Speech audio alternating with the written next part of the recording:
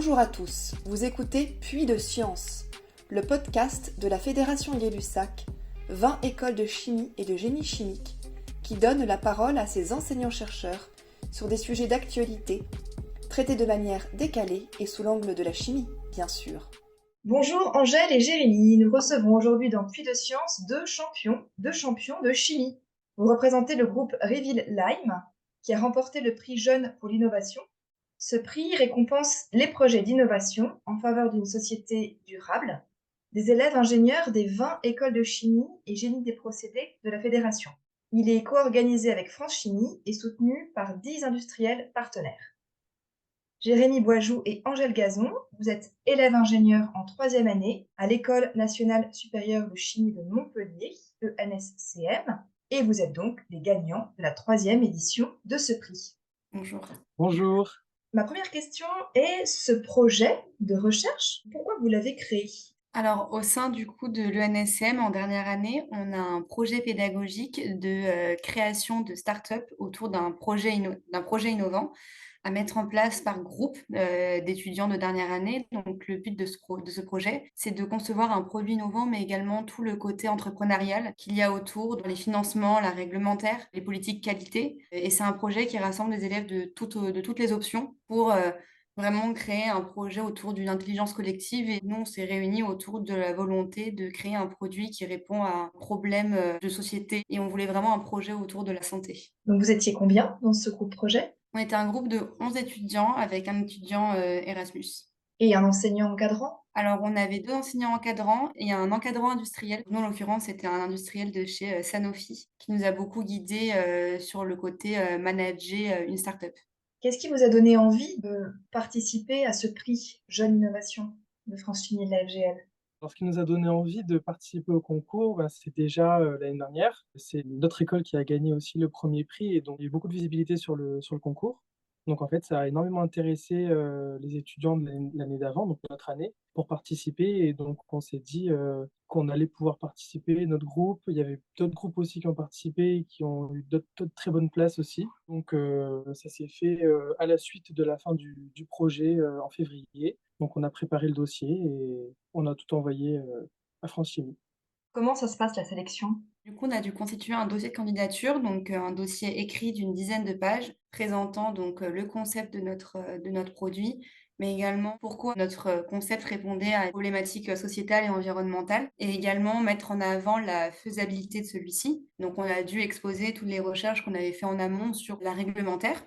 Donc voilà, vraiment justifier toute la crédibilité autour de notre projet pour, j'imagine que le jury s'assure quand même que les projets sélectionnés soient des projets qui soient potentiellement viables. À l'issue des dossiers, on est convoqué pour donc la finale qui dure sur une journée entière. Les différents groupes présentent donc leur projet avec un oral de seulement 5 minutes devant les industriels encore une fois les convaincre de la véracité du projet. Ensuite, l'après-midi, on a la chance de pouvoir échanger avec les différents industriels qui se sont déplacés.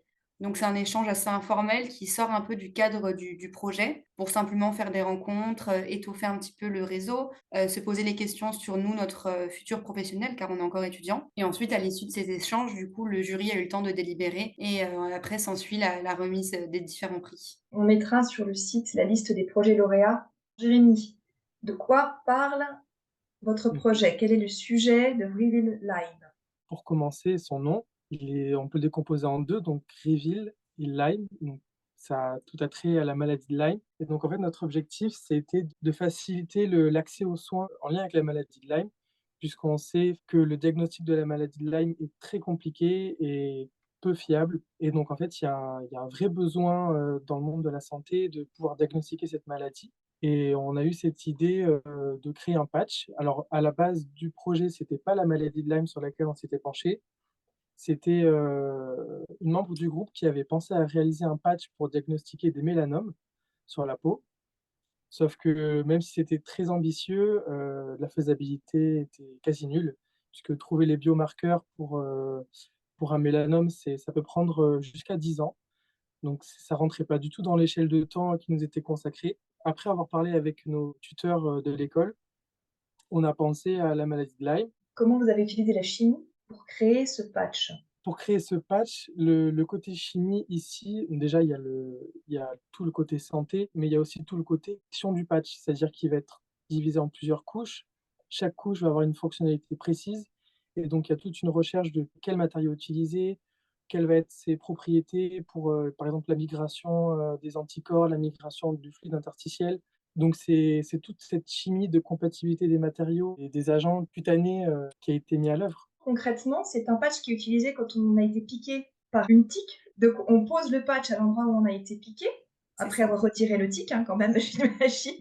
Donc, si ce tic était porteur de Lyme et qu'il l'a transmis à la personne qui a été piquée, Mmh. le patch réagit d'une certaine manière. On a basé notre patch sur la technologie des micro-aiguilles. Donc, c'est une technologie qui est en cours de développement, de recherche, et grâce du coup à ces micro-aiguilles, et par capillarité, le fluide interstitiel, donc c'est l'endroit où, la, protéine, caractéristique de la maladie de Lyme, est présente suite à une piqûre de tique. Donc le fluide interstitiel est chargé en cet agent pathogène et donc grâce à la technologie des micro-aiguilles, le fluide interstitiel pourrait être absorbé par capillarité, donc remonter dans le patch. Et une fois dans les différentes couches du patch, comme l'a expliqué Jérémy, on retrouverait donc les anticorps capables de reconnaître cet agent pathogène. Et après, c'est sur le même principe qu'un autotest Covid. Si les anticorps reconnaissent la bactérie, ils pourront alors migrer et révéler du coup par un test visuel si l'agent pathogène est présent ou non. Et donc, on a également cherché à mettre en place un contrôle témoin. Donc, on a également trouvé des anticorps qui seraient capables de reconnaître des éléments présents dans le fluide interstitiel, capables de révéler si le test a bien été réalisé. Donc, en fait, le patch change de couleur ou il indique quelque chose qui nous fait dire que la maladie de Lyme est là? C'est ça, donc dans l'idée, on avait vraiment le visuel du test Covid, donc une bande négative, 2 bandes positives. Mais voilà, l'idée, c'est vraiment d'avoir un résultat visuel directement sur le patch pour que n'importe qui puisse, se faire un autodiagnostic. Et vous l'avez testé? En fait, sur 6 mois, on n'a pas eu le temps, clairement de réaliser des manipulations très poussées ou même en clinique et cetera.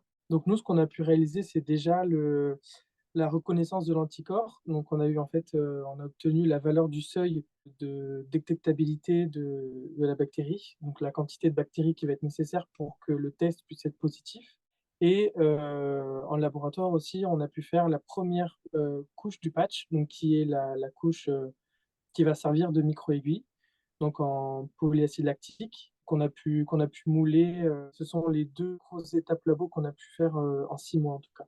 Et si je peux rajouter quelque chose, en fait, au concours Franchimie, on a vraiment présenté notre concept et pas le produit fini car c'était irréalisable en 6 mois.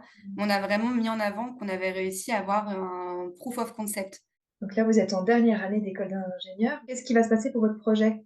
Au concours, donc à Franchimie, on a pu discuter, individuellement avec, des personnes de l'industrie de la chimie et donc tous ces échanges, forcément, on en vient à discuter de la suite du projet, de si on lance une start-up, et à la fin, on a été approchés par une personne qui nous proposait d'aller voir des incubateurs de start-up.